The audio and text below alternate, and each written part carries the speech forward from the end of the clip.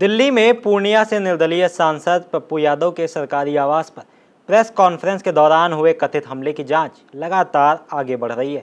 इस मामले में गिरफ्तार और फरार दोनों आरोपियों का यूपी के बुलंदशहर से संबंध सामने आया है। आरोपियों के भाजपा से जुड़े होने के भी दावे किए जा रहे हैं और सोशल मीडिया पर उनकी कुछ तस्वीरें भी वायरल हो रही हैं। हालांकि इन तस्वीरों और राजनीतिक संबंधों की स्वतंत्र पुष्टि नहीं हो सकी है और न ही भाजपा की ओर से इस संबंध में कोई आधिकारिक बयान आया है। दूसरी ओर आरोपियों के गांव में कुछ ग्रामीण उनके समर्थन में भी सामने आए हैं, लेकिन यह उनके व्यक्तिगत विचार हैं और पूरे मामले की सच्चाई का फैसला जांच पूरी होने के बाद ही होगा। नमस्कार, आप देख रहे हैं आई इंडिया और मैं हूं प्रशांत कुमार।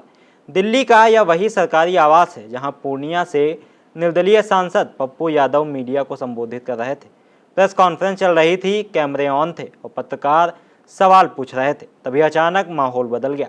आरोप है कि एक युवक सांसद की ओर बढ़ा और चाकू से हमला करने की कोशिश की। मौके पर मौजूद लोगों ने तत्काल युवक को पकड़ लिया। कुछ देर तक अफरा तफरी मची और फिर आरोपी को पुलिस के हवाले कर दिया गया। दिल्ली पुलिस ने तुरंत जांच शुरू की और पूछताछ के दौरान इस मामले के कई नए पहलू सामने आने लगे। जांच के दौरान पुलिस को पता चला कि पकड़े गए आरोपी का नाम सुमित गिरी। वह उत्तर प्रदेश के बुलंदशहर जिले के सिकंदराबाद क्षेत्र के सहपानी गांव का रहने वाला है। वहीं उसका साथी हैप्पी शर्मा बुलंदशहर के कोतवाली देहात क्षेत्र के नेथला हसनपुर गांव का निवासी बताया जा रहा है। दिल्ली पुलिस के मुताबिक दोनों आरोपी दिल्ली किसी अन्य काम से आए थे। शुरुआती जानकारी के अनुसार वे अपनी कार ठीक कराने दिल्ली पहुंचे थे। इसी दौरान उन्होंने इंटरनेट पर सांसद पप्पू यादव के सरकारी आवास का पता खोजा और वहां पहुंच गए। पुलिस सूत्रों का दावा है कि आरोपी सुमित पूछताछ के दौरान लगातार अपने बयान बदल रहा है। इसी वजह से पुलिस पूरे घटनाक्रम की हर कड़ी को सावधानी से जोड़ने में लगी। जांच के बीच एक और पहलू चर्चा का विषय बन गया। सोशल मीडिया पर आरोपी हैप्पी शर्मा और सुमित गिरी की कुछ तस्वीरें वायरल होने लगी। इन तस्वीरों में दोनों कथित तौर पर मुख्यमंत्री योगी आदित्यनाथ और उप मुख्यमंत्री ब्रजेश पाठक सहित भाजपा के कुछ नेताओं के साथ दिखाई देने का दावा किया जा रहा है। स्थानीय लोगों का कहना है कि दोनों भाजपा से जुड़े रहे हैं। हालांकि भाजपा की ओर से अभी तक इस संबंध में कोई आधिकारिक प्रतिक्रिया नहीं आई है। आई इंडिया ऐसे किसी वायरल वीडियो और तस्वीरों की पुष्टि नहीं करता है। इसी बीच हमारी टीम बुलंदशहर के उन गांवों तक भी पहुंची जहां दोनों आरोपियों का संबंध बताया जा रहा है। हैप्पी शर्मा के गांव नेथला हसनपुर में कुछ ग्रामीण उसके समर्थन में भी सामने आए। ग्रामीणों ने दावा किया कि वह सनातन धर्म पर कथित टिप्पणी का विरोध कर रहा था। कुछ ग्रामीणों ने यह सवाल भी उठाया कि यदि सांसद के सरकारी आवास पर सुरक्षा व्यवस्था इतनी मजबूत थी तो कोई व्यक्ति कथित तौर पर चाकू लेकर अंदर कैसे पहुंच गया। हालांकि इन दावों की स्वतंत्र पुष्टि नहीं हुई है और न ही जांच एजेंसियों ने अभी तक इन बातों की पुष्टि की। मेरा उमादत शर्मा नाम है सर और गांव नेकला जिला बुलंदशहर से रहने पूरा प्रकरण आपने सुना होगा? हाँ, पूरा प्रकरण मैं हैप्पी शर्मा को बचपन से ही जानता हूँ। मेरा भाई है छोटा और उसका जो व्यवहार है समाज के प्रति या हमारे क्षेत्र के प्रति बहुत अच्छा है, समाज सेवक है। कैसे देखते हैं आज जो हमले की बात आ रही है? मैं बहुत अच्छा मानता हूँ इस हमले को, क्योंकि कोई भी अगर किसी धर्म के ऊपर टिप्पणी करेगा तो शायद हैप्पी नहीं, कल को हम लोग भी इस तरह का कदम उठाएंगे। चाकू बरामद हुआ बताइए? वो गलत है, निराधार गलत है। किसी भी अगर जनप्रति के यहाँ जाएंगे या प्रधानों या विधायक तो हर इंसान की चेकिंग होती है। ये तो एक पप्पू यादव का दिखावा है, वोट बैंक खींचने के लिए। गांव के ही एक अन्य ग्रामीण ने भी इसी तरह की बातें कहीं। उनका कहना था कि जांच पूरी होने से पहले किसी निष्कर्ष पर पहुंचना उचित नहीं होगा। उन्होंने यह भी कहा कि गांव के लोग आरोपी को लंबे समय से जानते हैं और पूरे मामले की निष्पक्ष जांच होनी चाहिए। एक चीज बताइए, किसी भी सांसद के यहाँ जाने पर चेकिंग होती है अंदर, आवास पे किसी के भी आवास पे जाएंगे तो चेकिंग के द्वारा आप अंदर जाएंगे।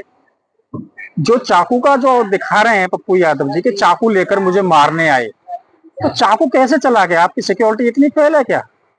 अगर है तो फिर आप उसके जिम्मेदार हो स्वयं। कल को कोई और भी आके कर सकता है, आप स्वयं पे भी अपना हमला कर सकते हैं। तो मेरे को आके किसी ने भी मारा, मीडिया भी जाती है आपके पास, आम लोग भी जनता जाते हैं, तो आपको किसी के साथ भी दिखा सकते हैं कि मेरे ऊपर हमला हुआ। इधर पप्पू यादव पर हमले के आरोपी सुमित की मां और भाई का दावा है कि मेरा बेटा दोपहर लंच बॉक्स लेकर दफ्तर के लिए निकला था। हमें मीडिया में तस्वीर देखने के बाद ही पता चला कि सुमित दिल्ली पहुंचा है। सुमित की मां ने बेटे को रिहा करने की गुहार लगाई है। मैं तो ये चाह रही हूँ भैया मेरे घर आ जा सही सलामत, और मुझे कुछ नहीं चाहिए, ना मेरा राजनीति में ना मेरा कायम है, ना मुझे नहीं पता भैया कौन उसको लेकर गया। मेरा तो मेरे घर को ऑफिस में गया, लंच बंधवा कर गया है। 12:30 बजे घर से गया निकल के, ताऊ जी खत्म हो गए उनके पास बैठ के, और उनको खाना वाना दे के, और जब गया 12:30 बजे घर से निकल के लंच लेकर ऑफिस को कह के। उधर दिल्ली पुलिस पूरी घटना की कई पहलुओं से जांच कर रही है। सबसे बड़ा सवाल यही है कि आखिर आरोपी का मकसद क्या था।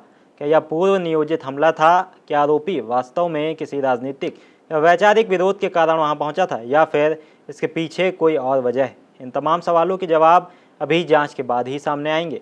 सूत्रों के मुताबिक आरोपी सुमित गाजियाबाद में स्क्रैप का कारोबार करता है। पुलिस यह भी जांच कर रही है कि दोनों आरोपियों ने सांसद के आवास तक पहुंचने की योजना कब बनाई। क्या दोनों पहले से सांसद की गतिविधियों पर नज़र रख रहे थे? क्या किसी और व्यक्ति ने उनकी मदद की, या फिर यह अचानक लिया गया फैसला था? इन सभी बिंदुओं पर पुलिस पूछताछ जारी है। घटना के समय सांसद पप्पू यादव संसद परिसर में हुए अपने हालिया विरोध प्रदर्शन और उससे जुड़े विवाद पर मीडिया से बात कर रहे थे। प्रत्यक्षदर्शियों के अनुसार पहले कुछ लोगों ने उनसे तीखे सवाल पूछे, इसके बाद बहस शुरू हुई। धीरे धीरे नारेबाजी होने लगी और माहौल तनावपूर्ण हो गया। इसी दौरान कथित तौर पर हमला करने की कोशिश हुई। मौके पर मौजूद समर्थकों ने आरोपी युवक को पकड़ लिया और पुलिस के हवाले कर दिया। घटना के बाद सांसद पप्पू यादव ने कहा कि वह डरने वाले नहीं हैं। उन्होंने कहा, मैं डरने वाला नहीं हूं, जिसे मारना है वो मुझे मार दे। उनके समर्थकों ने इस घटना के बाद सुरक्षा व्यवस्था पर सवाल उठाए और आरोप लगाया कि सांसद की सुरक्षा को लेकर पर्याप्त सतर्कता नहीं बरती गई। हालांकि सुरक्षा व्यवस्था में किसी प्रकार की चूक हुई या नहीं, इसका फैसला भी जांच रिपोर्ट आने के बाद ही होगा। राजनीतिक दृष्टि से भी यह मामला काफ़ी संवेदनशील माना जा रहा है। एक ओर आरोपी के कथित राजनीतिक संबंधों को लेकर चर्चा हो रही है और दूसरी ओर गांव में उसके समर्थन में सामने आए कुछ लोगों के बयान भी चर्चा का विषय बने हुए हैं। खबर आपकी, नजर हमारी। देखते रहिए आई इंडिया।